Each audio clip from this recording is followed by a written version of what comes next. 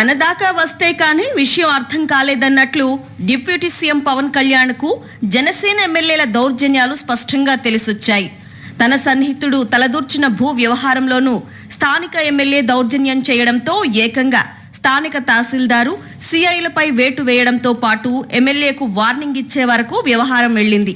అంతేకాకుండా కేబినెట్ సమావేశంలోనూ సదరు ఎమ్మెల్యే వ్యవహారాన్ని నేరుగా డిప్యూటీ సీఎం పవన్ ప్రస్తావించాల్సి వచ్చింది.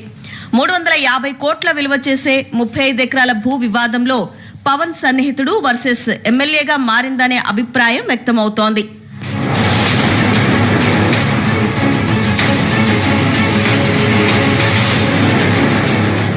అనకాపల్లి జిల్లా దుప్పితూరు గ్రామం భోగాపురం రెవెన్యూ పరిధిలోని 35 ఎకరాలకు పైగా భూ వ్యవహారంలో 1993 నుంచి పిఆర్ఎస్ నాయుడు పైలా వెంకటస్వామి మధ్య వివాదం నడుస్తోంది. అయితే సదరు భూమిలోకి ఎవరూ వెళ్లకుండా ఉండేందుకు కోర్టు నుంచి గతంలో ఆదేశాలు ఉన్నాయి. అనంతరం జరిగిన కోర్టు ప్రొసీడింగ్స్ లో పిఆర్ఎస్ నాయుడుకు అనుకూలంగా కోర్టు తీర్పు వచ్చింది. ఈ వివాదం నడుస్తున్న సమయంలోనే పిఆర్ఎస్ నాయుడుకు అనుకూలంగా వ్యవహరించేందుకు ఎలమంచలి ఎమ్మెల్యే సుందరపు విజయ్ కుమార్ భారీగా డబ్బులు డిమాండ్ చేయడమే కాకుండా 50 లక్షలు అడ్వాన్స్ తీసుకున్నారనే ఆరోపణలు ఉన్నాయి.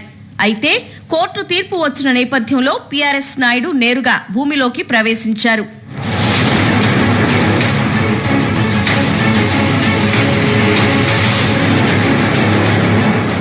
తనతో సంబంధం లేకుండా నేరుగా సమస్యను పరిష్కరించుకోవడంపై కినుకు వహించిన ఎమ్మెల్యే స్థానిక తహసీల్దార్తో పాటు సిఐపై ఒత్తిడి తెచ్చి సివిల్ వివాదాన్ని కాస్త క్రిమినల్ వివాదంగా మార్చే ప్రయత్నం చేశారనే ఆరోపణలున్నాయి. నాయుడుకు అనుకూలంగా పవన్ సన్నిహితుడైన సురేష్ అనే వ్యక్తి రంగంలోకి దిగి వివాదాన్ని పరిష్కరించారని తెలుస్తోంది. అయితే సుందరపు విజయ్ కుమార్ మాత్రం తన వాటా దక్కాల్సిందేనంటూ స్థానిక అధికారులపై ఒత్తిడి తెచ్చారనే విమర్శలున్నాయి. సురేష్ ఈ విషయాన్ని పవన్ కు చేరవేశారు.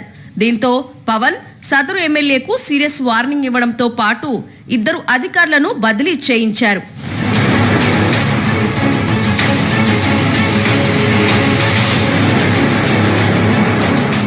అంటే తన సన్నిహితుడు తలదూర్చిన భూ వివాదంలోనే తన ఎమ్మెల్యే దౌర్జన్యం చేయడంతో ఏ మేరకు వీరి ఆగడాలు ఉన్నాయనేది పవన్ కు తెలిసొచ్చిందనే అభిప్రాయం వ్యక్తమవుతోంది. అయితే కేబినెట్ లో పవన్ ఈ విషయమై సొంత పార్టీ ఎమ్మెల్యేపై ఆరోపణలు గుప్పించడం ఏమిటంటూ సదరు ఎమ్మెల్యే వర్గీయులు వాపోతున్నారు. అసలు పవన్ సన్నిహితుడికి తమ నియోజకవర్గంలోని భూ వివాదంతో పనేమిటంటూ వారు మండిపడుతున్నట్లు సమాచారం.